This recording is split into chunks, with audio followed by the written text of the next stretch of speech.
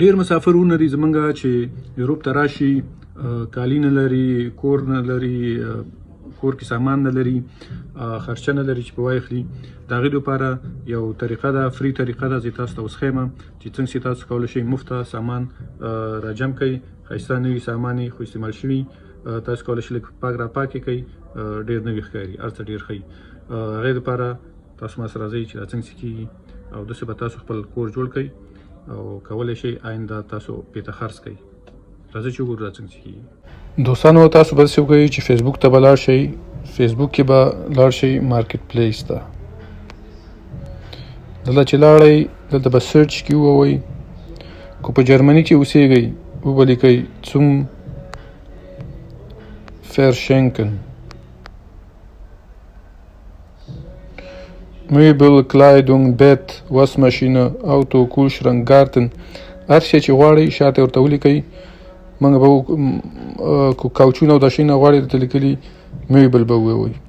جامې که غواړئ کلایدونګ به ولیکئ. کټ که غواړئ بیت به ولیکئ.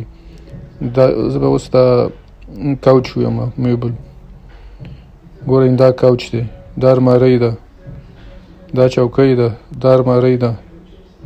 ګوره دا کاوچ دا ټول چې دي کوستنلوس مفته دي. تاسو سره ترمیم جوړوئ، یو موټر سره نه، یو غټ موټر کولی شئ کرا کړئ، راواخلئ کور ته یې یوسئ، لږ پاک راپاک یې کړئ، بېرته په همدې مارک پلس کې واچوئ او کولی شئ تاسو په ډېر روپو باندې خرڅ کړئ. ګوره پاک پاک کټونه یې د الماریګانې دي.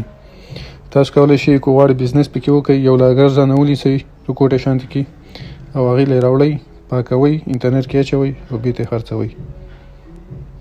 نو داسې به ډېر روپۍ پکې پیدا کړئ او خپل د کور دپاره کوم شی پکار وي کولی شئ هغه دې کې وګورئ.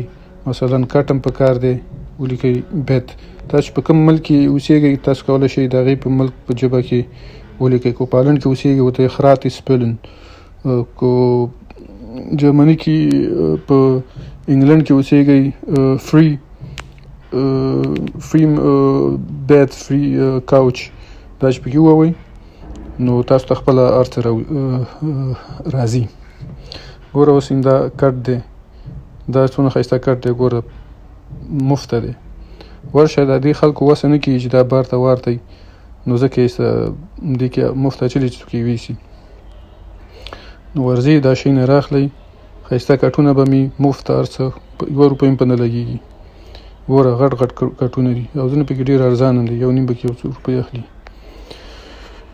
نو دې کې وګورئ، دا کوئ، پاکوئ، بېرته یې خرڅوئ او مزې به کوئ. دوستانو تاسو ولیدو چې هر څه مفته دي دې سایټ کې، او دا کار ما خپل هم کړی دی. ما خپل اخیستل، لږ مې پاکول، بېرته مې خرڅول، او دې کولی شئ تاسو ډېر روپۍ پیدا کړئ. نو دا کار شروع کړئ.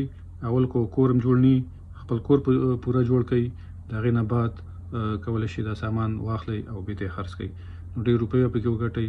بل چا کار ته هم ضرورت نشته، سایټ کې دا کوئ او بل کار هم کوئ، کولی شئ سایټ کې دا ورسره شروع کړئ، دا څه کوئ، روت ورو داسې مخ ته ځئ او ډېر روپۍ به پیدا کړئ. کولی شئ د دې نه بیا کاروبار هم نور هم غټ کړئ. نو شروع کړئ. او بل زما یوټیوب سبسکرایب کړئ، تاسو ته داسې ډېرې ښې آیډیاګانې در کومه، ډېرې ګټې به ترې واخلئ. والسلام.